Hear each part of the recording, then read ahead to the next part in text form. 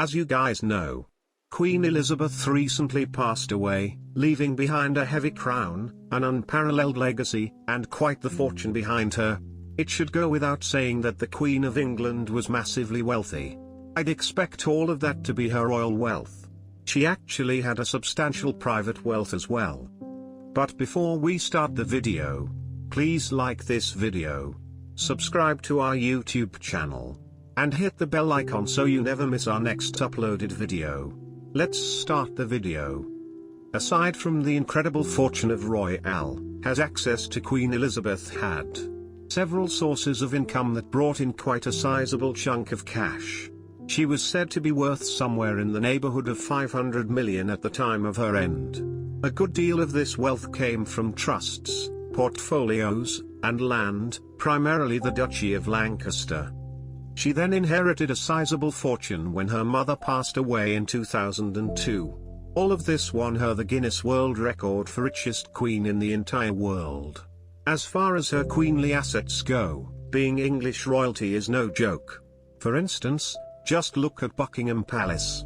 It is the most recognizable royal palace in the entire world, and it's worth definitely plex, just that it alone is worth 4.9 billion. People still travel from all around the world just to catch a glimpse and a selfie with it. It is likely paid for itself 20 times over by now, if not more so. The palace also has several pieces from the famous royal collection, one of the finest art collections in the entire world. The entire collection was shown via the Queen's Gallery, a rotation from the collection. It is said to be worth by itself 5 billion. While it isn't nearly as well known, Scotland's Balmoral Castle is far from worthless. It is an enormous estate as well that is said to be worth somewhere in the neighborhood of 140 million. It doesn't bring in quite as many tourists, but it does look much more likely to repel a medieval French army. If one of those travels in, then there are the crown jewels. The country's most precious objects include over 23,000 precious gemstones. First, we have the coordination regalia. That are all the ceremonial objects used to symbolize the monarch's power. Then there are the crowns, like the St. Edward's crown, which is only used at the crowning ceremony itself.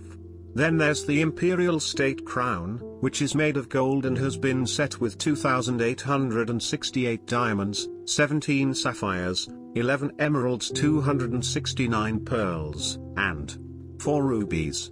All of it together is said to be worth over 3 billion. Though the true value of this collection is priceless as far as the state cars go that carry the family around, they own 2 Bentleys and 3 Rolls-Royce. It's not exactly the flashiest car collection I've ever seen, but then again, they aren't the flashiest royal family in the world either. The inheritor of her fortune should be no surprise to anyone. Her eldest son will take on her entire fortune.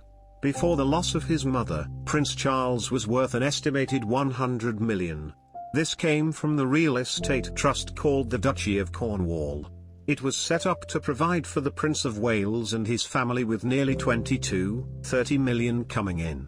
Each and every year, not only will he inherit her entire fortune, he won't have to pay any taxes on a single pound of it. That's because not only do monarchs in England not have to formally declare their wealth, they also don't have to pay taxes. So he will take her estimated 500 million in full.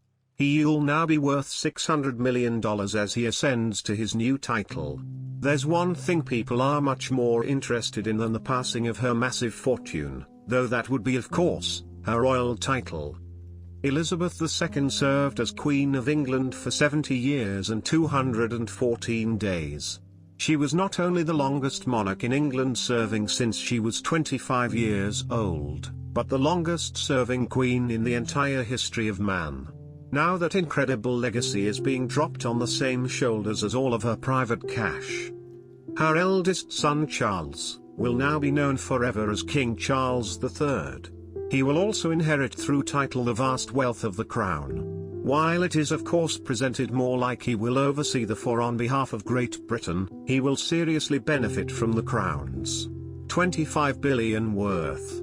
It also produces an estimate of 20 million in profit every year. though there have long been rumors that Charles wouldn't see the crown at all. The problem with the new King Charles is that there's never been a lot of love for the former prince. He has always awkwardly attended to his royal duties. Then there was his horrible marriage to the incredibly popular Princess Diana and the subsequent divorce. Most people never got over it and kind of hoped his son William would leapfrog his dad and become king. This actually could have happened due to something called the Act of Succession, 1701, which would have allowed a vote to change succession. House of the Dragon style.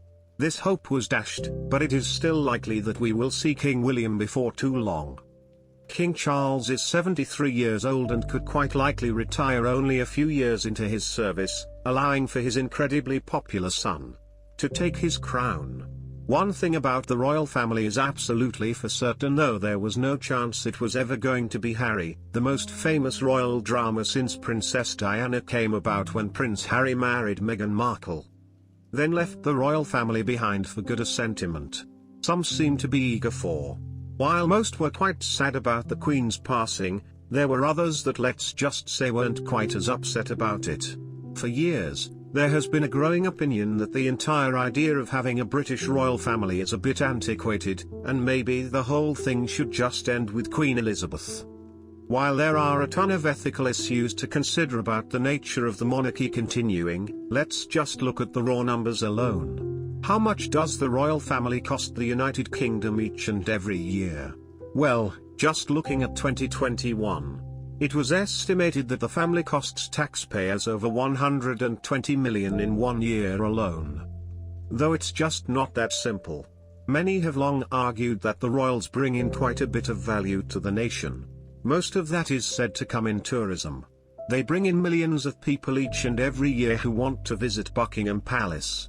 It's been estimated that the crown may just bring in billions to the country. Numbers have been projected as high as 28 billion. Ultimately, what they bring in today is sheer spectacle and entertainment value, along with national pride. They're like professional Kardashians if their show had been on for centuries.